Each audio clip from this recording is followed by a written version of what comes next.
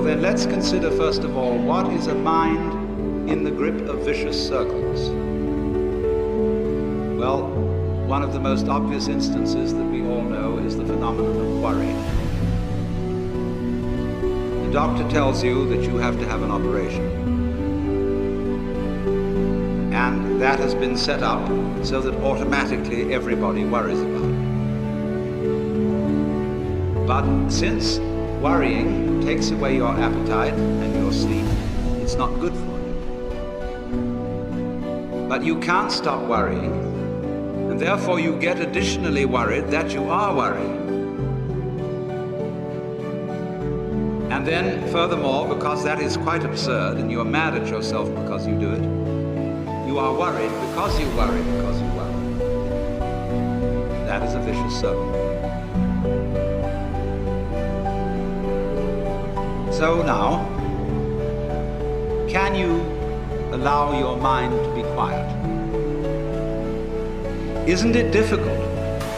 Because the mind seems to be like a monkey, jumping up and down and jabbering all the time. Once you've learned to think, you can't stop. And an enormous number of people devote their lives to keeping their minds busy and feel extremely uncomfortable with silence. When you're alone, nobody's saying anything, there's nothing to do. It's worry.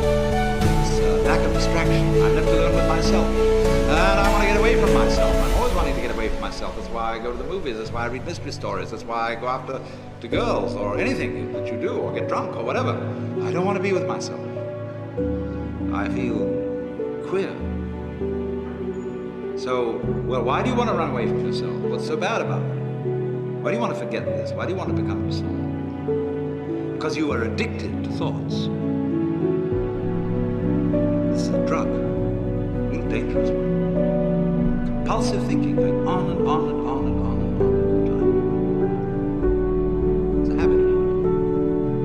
So there's a difficulty about stopping that activity. And you really have to stop it if you want to be sane.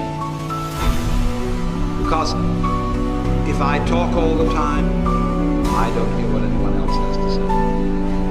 And I'll end up in the situation of having nothing to talk about but my own thoughts. So in exactly the same way, if I think all the time, I won't have anything to think about except thoughts. So in order to have something to think about, there are times when you simply must stop thinking. Well, how do you do that?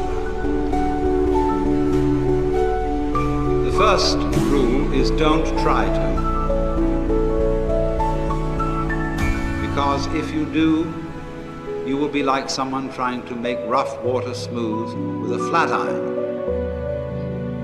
And all that will do will stir it up. So in the same way as a muddy, turbulent pool quiets itself when left alone, you have to know how to leave your mind alone.